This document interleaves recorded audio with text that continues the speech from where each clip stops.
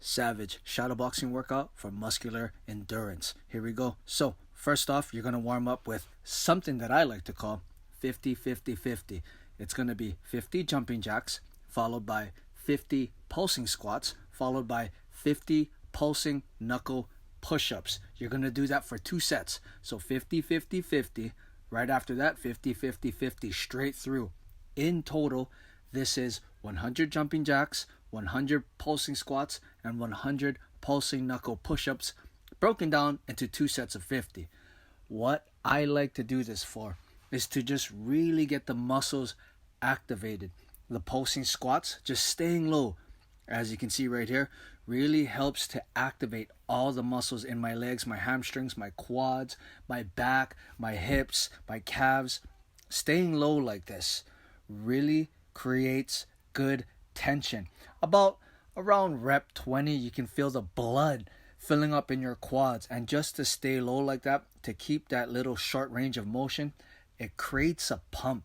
And this is what you're looking for with these 50 pulsing squats. This right here is just the first set of 50 for me. It's not too bad. We're coming up on the last reps. Right after the 50 pulsing squats, you jump straight down into the 50 pulsing knuckle push-ups. Now, I like the pulsing reps with the push-up because it helps to strengthen your shoulders, especially that front delt for the pop when you're throwing those straight punches, when you're throwing those hooks, and when you're throwing those uppercuts. Doing the push-ups on the knuckles strengthens that wrist, that fist, helping you to get that old school Shaolin Kung Fu master iron fist. Then, right after the push-ups, straight back into the jumping jacks. Now the jumping jacks really is just to get the cardio and the lungs opened up after doing the pulsing squats and the pulsing push-ups. One thing that I would like to note is that after you're done with the push-ups, don't ever go to your knees. Almost come up like a burpee. Kick both legs in and then stand up. My whole rule with this, with anybody that I was training at my gym, personal training, you always kick your legs in after the last rep of a push-up. Even though we're doing shorties, we're just doing pulsing reps on the push-ups. On the last rep, you come all the way up and you bring both of those feet in. Never, ever struggle on the way up, give a half rep, and then go up to your knees. Never, ever, ever. When you're finished with the pulsing push-ups, last rep, you come all the way up, you kick those legs in like a man, all right?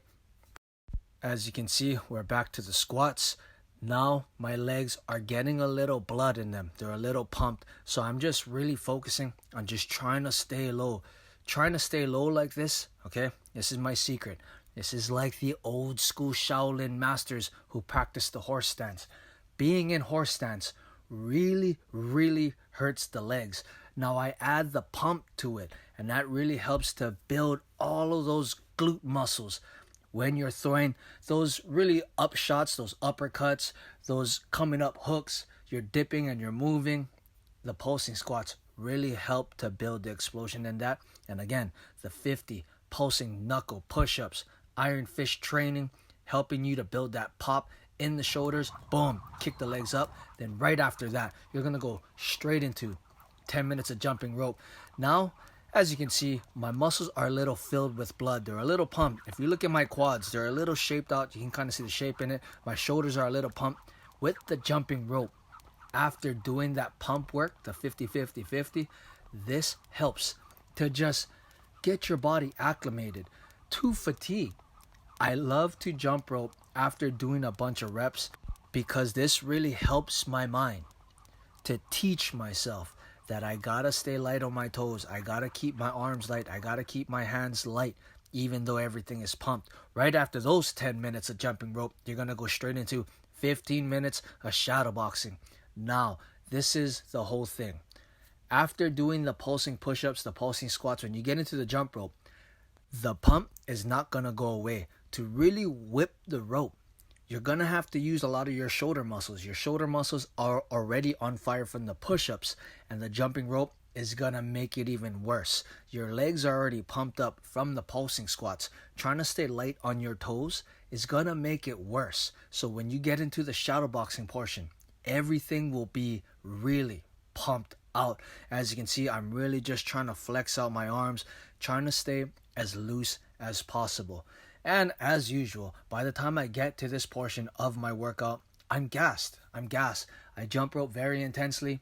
I try to keep a nice, good pace for the whole 10 minutes. And I don't take any breaks. I just go back to back to back to back. From the warm-up, straight to the jump rope, straight to the shadowboxing. Everything is pumped up. This is about the last 5 minutes of my shadowboxing. I'm drenched, and now I'm really just trying to pick up the pace. Just trying to set my mind to just throwing those punches with power, moving, grooving, and really just trying to push my pace so I can work up a good sweat. My body is glistening, but what you don't really know is that everything is pumped, everything is burning, and I'm just trying to do my best to keep moving as best as I possibly can. This is how you build that muscular endurance. Try this workout out. Let me know how it goes, and always remember, train hard and be kind.